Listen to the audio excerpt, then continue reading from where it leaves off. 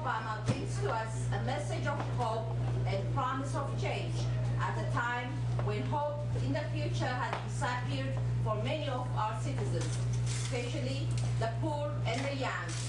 He brings a promise of change to a system that has become mired with scandal and hypocrisy.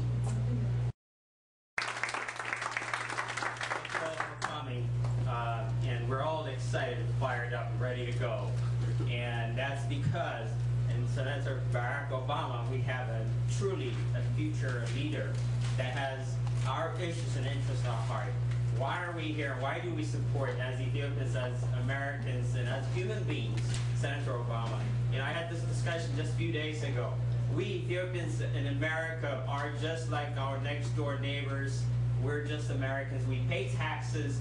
Our sons and daughters, including my sister who served in the United States Army in Bosnia, they served in Iraq.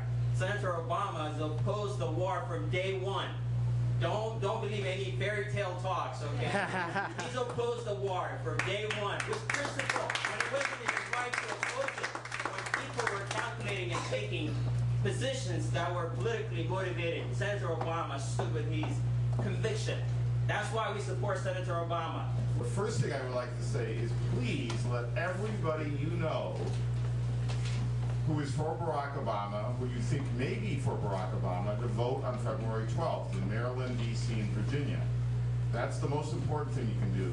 The second most important thing you can do is at the table where I've been sitting at, there are lists to sign up to volunteer so that you can do things like make phone calls to people to get them out to vote, that you can put on, which I suspect they'll have by then, door hangers that will say, remind people to vote, but make sure that we have a big turnout in all three of those jurisdictions. Everybody's going to be here. All the media, all the campaigns, all the candidates, all the staff, all the volunteers. It'll be really exciting between next Tuesday and the following Tuesday, between February 6th and February 12th.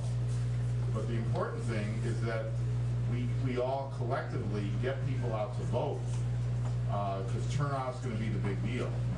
We support him not only because he's black, but also because of ideas he spouts in bringing about change and a new beginning for America and the rest of the world. In the words of Victor Hugo, greater than the retreat of mighty armies, it is the force of an idea whose time has come. As the future president of free world, that is what Barack Obama would bring to the table. He has the capability of charting a new course in terms of our foreign policy matters with the rest of the world. Our moral standing in the world has suffered immensely under the leadership of President Bush. Excuse me for all concern. Barack would restore an image of democratic principles and be a great defender of human rights, excuse me again, all around the world. As African American voters,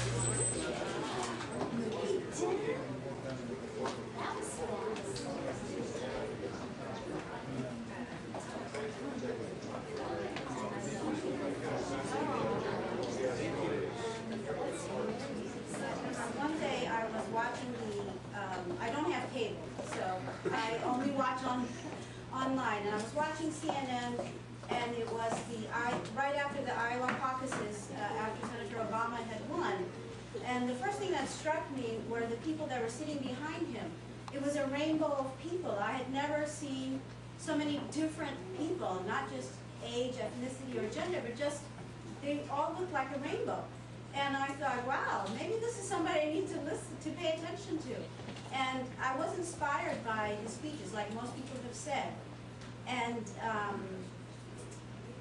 the fact that he was so genuine and so forthright really impressed me. And it continues to impress me to this day.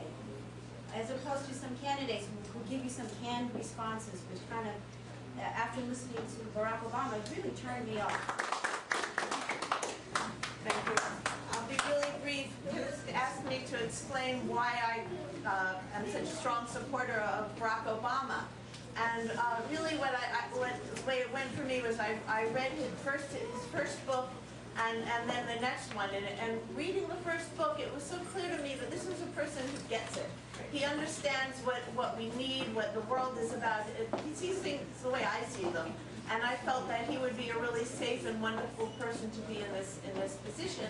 And then I had the honor of actually meeting him and just briefly speaking to him, and it totally convinced me that he is the one. And I also feel so strongly that Senator Clinton is so divisive that rather than uniting the country, she will unite all the Republicans to come out and vote against the Democrat. And so I think it's crucial.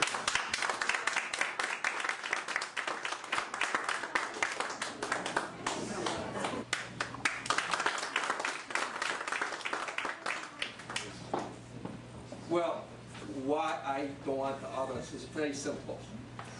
Others had their opportunity and they showed that they cannot do the job. Got a few things in my mind I can talk about. They had the chance to actually do the health care and they never delivered. They had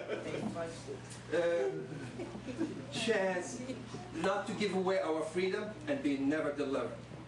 They had a chance not to lead us to war, and they never delivered. They just let everybody else force them to do whatever they want them to do. And the sad part about it, I think this is going to be the same thing all over again. And I refuse to accept that in my America anymore. Members starts acting up. I just turn to Kedis, and Kedis takes care of the problem. I want to say also that you hear a lot of politicians talking about them standing for the little guy. I'm the little guy, and I'm for Obama, and I know that Obama's for me. That's an important thing to consider. I was asked to say a few words because we are DC. We are the Chesapeake area. We may have 3 separate states that, in that sense, do separate us, but we are one group of people. And so I want to say a few words that, as I was asked, but there's one word in particular, you've heard that word mentioned a lot, it's hope. It's the word hope. And everyone's talking about hope. The funny thing about hope is that Obama's word was hope in January of '07, and now everyone's, well, I like hope. I like, pick up the phone, hope's on the phone. Hope's all over the place. And I think that we need to really define hope, because hope is losing its meaning a little bit now that everyone's on board. And there's a special definition of hope this time around. Senator Obama says this. And what did Barack Obama do then? Now this is at a time, remember, when everybody said you got no money, you got no organization, there's no way you're going to win this race. What did he do? He went to an anti-war rally in the middle of downtown Chicago, and he said that he's not opposed to all wars. He was opposed to dumb wars.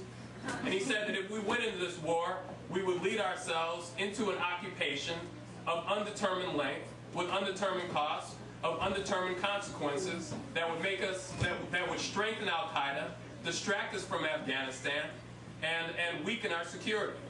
So, he said this the other day in the debate. I know somebody else in this race likes to talk about being ready from day one. But it's also important to be right from day one.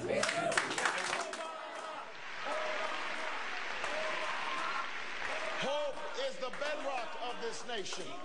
The belief that our destiny will not be written for us, but by us, by all those men and women who are not content to settle for the world as it is, who have the courage to remake the world as it should be. That is what we started here in Iowa, and that is the message we can now carry to New Hampshire and beyond.